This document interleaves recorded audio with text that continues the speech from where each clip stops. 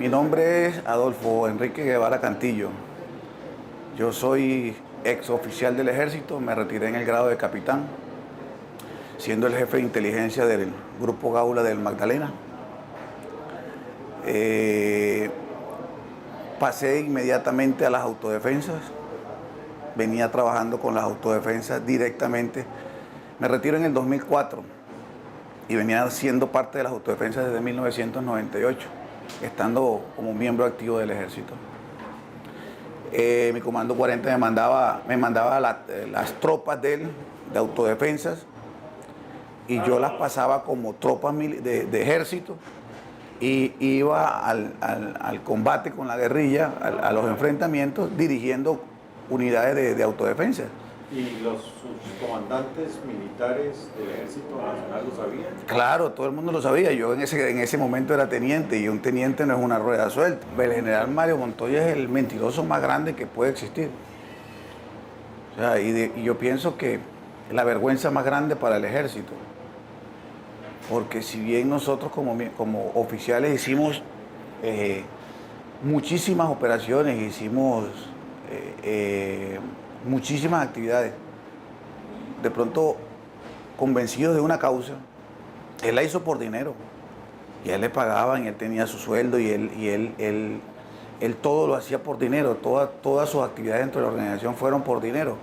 Y lo puedo decir porque yo tengo la fortuna de haber sido militar, pero también la gran fortuna de haber pasado posteriormente a las autodefensas y conocer muy de cerca, muy bien qué era lo que se manejaba dentro.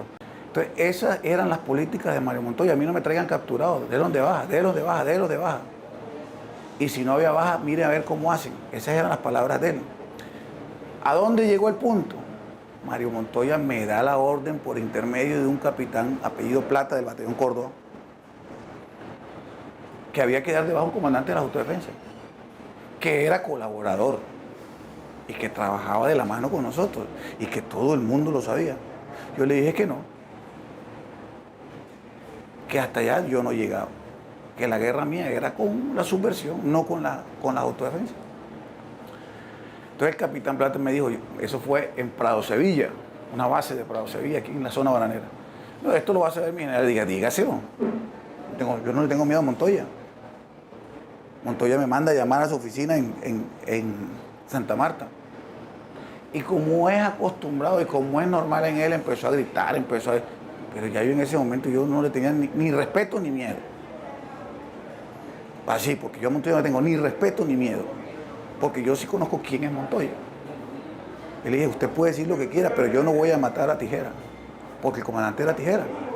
¿Por qué? Porque se lo estaba pidiendo el presidente porque había matado al alcalde de la zona bananera, que era un colaborador de las autodefensas. Entonces él lo tenía que presentar como el resultado de él. Yo le dije, conmigo no, no cuenten con eso.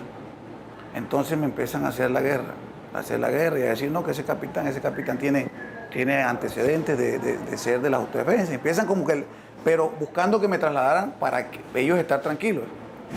En un momento de eso yo llego y encuentro en el comando del Batallón Córdoba parqueado el carro del comandante de las autodefensas. Entonces yo voy al Gaula, traigo una cámara de video y empiezo a filmarlo. Yo no terminé de filmarlo, me monté el carro, no había llegado al Gaula, que son 400 metros, cuando me llamó el comandante del Batallón Córdoba enseguida. Venga, hijo, necesito hablar con usted. Le dije, sí, ahora sí necesito hablar conmigo. Y usted sabe de quién es ese carro. Y yo sí sé de quién es. ¿Y por qué está sentado en el comando del batallón? Estaba sentado el comandante de las autodefensas de esa región. No, que mire que nosotros, entonces le dije, hagámonos pasitos, porque yo llevo más tiempo en este negocio que usted. Y así fue como me pude quitar un poco la presión de los oficiales, que no querían que se supiera la verdad de lo que ellos hacían. Y él fue enseguida y se lo dijo a Montoya. Él pensó que era que no, que ya yo, mejor dicho, yo me asustaba porque me dijeran Montoya.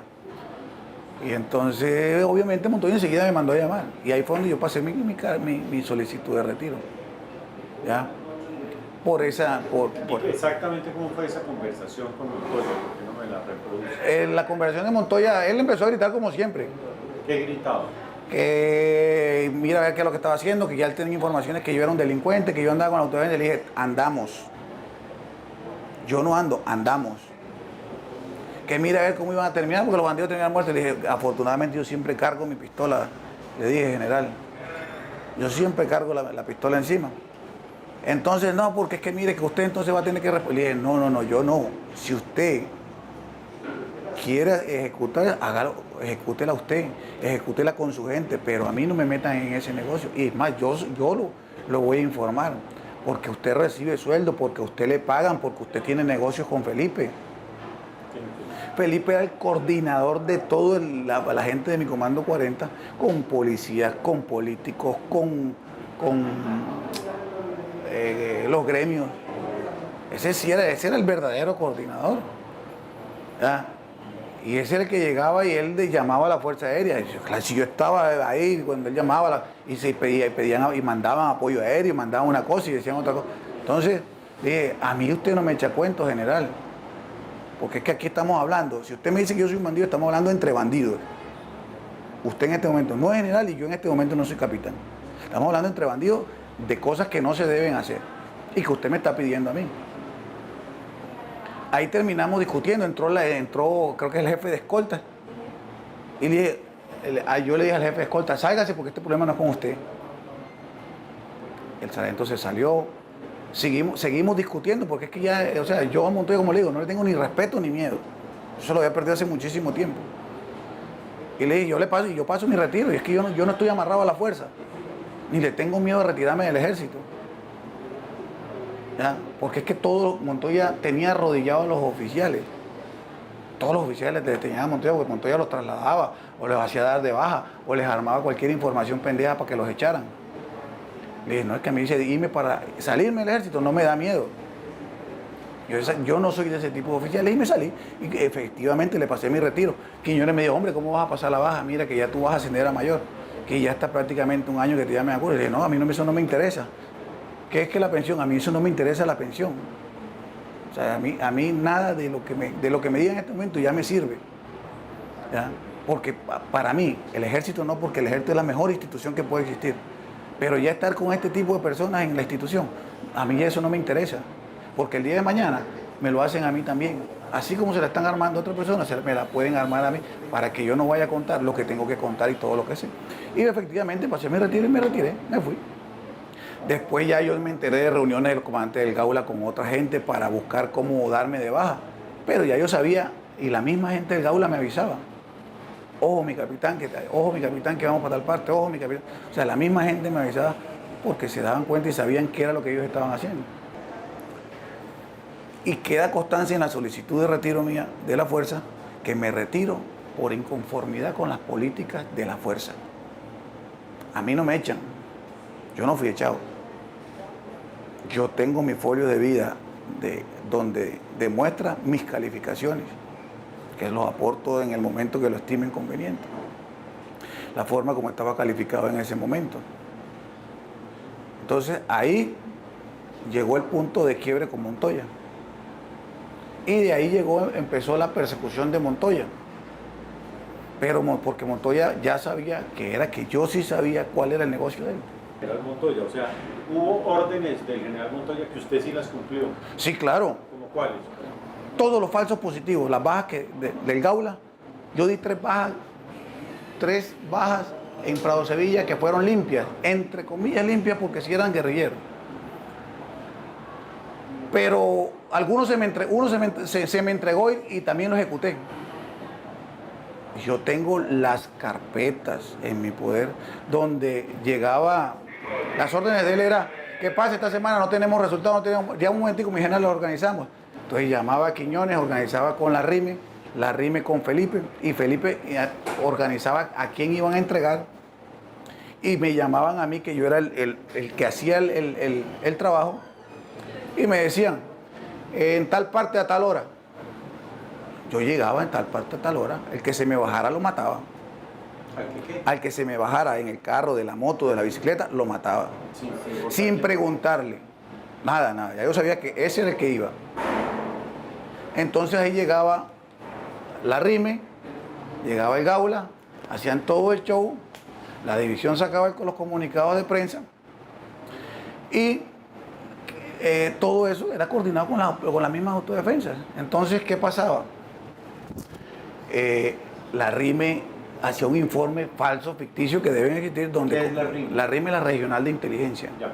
Y hace un informe. Hacía un informe falso donde decía que ellos habían dado la información para eso y que en base a su información que se había pagado un dinero, se había dado de baja o neutralizado a un terrorista, como estos que... Entonces, sí, ¿por qué no nos muestra estos papeles a la cámara y nos cuenta la historia?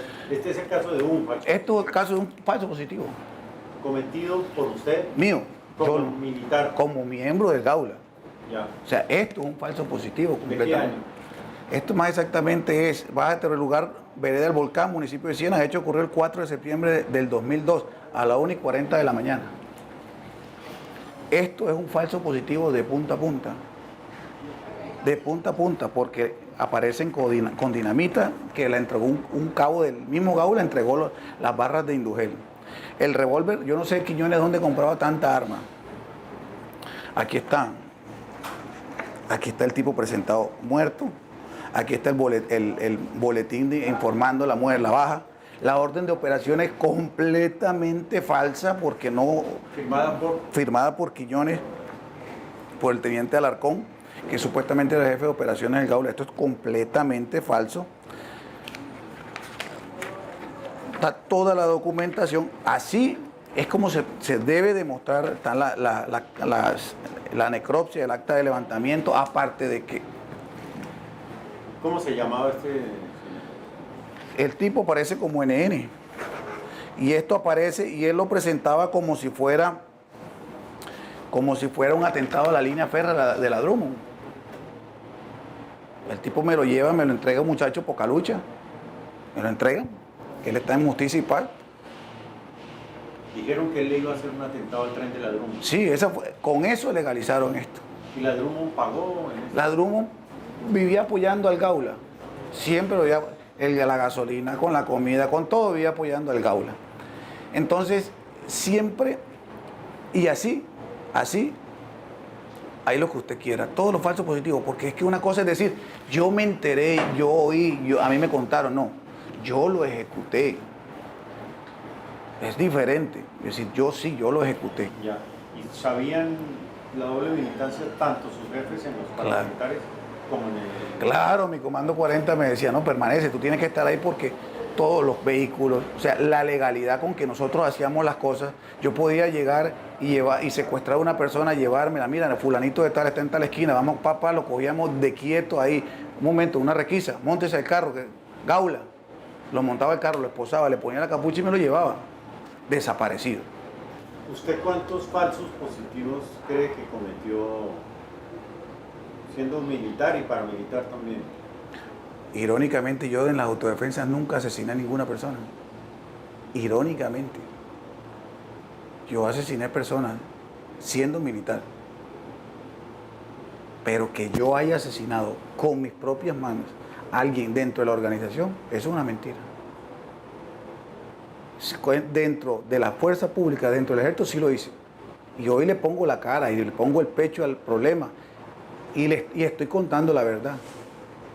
Y ojalá toda esa cantidad de oficiales tapiñados que andan en la fuerza, ya, sacando pecho y mostrando medallas y haciendo cosas, tuvieran la vergüenza con sus familias y con la institución de salir a poner la cara, porque todavía están adentro.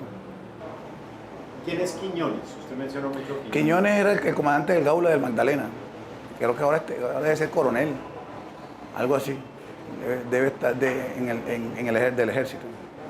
¿Quién es él? Él era el comandante del Gaula y él era el jefe directo mío, el que sabía y el que organizaba y el que me facilitaba, porque yo no voy a sacar de mi bolsillo plata para comprar armas, para colocarle, porque todo muerto tenía que tener su arma. Entonces él a mí me entregaba todo el material. Me decía, mira, en tal parte llega a tal parte que ahí te van a llegar. Él organizaba con Felipe y organizaba con Camilo. Organizaba con Felipe y organizaba con Camilo. O sea, todas las coordinaciones estaban ahí. Y a mí me daban los sitios.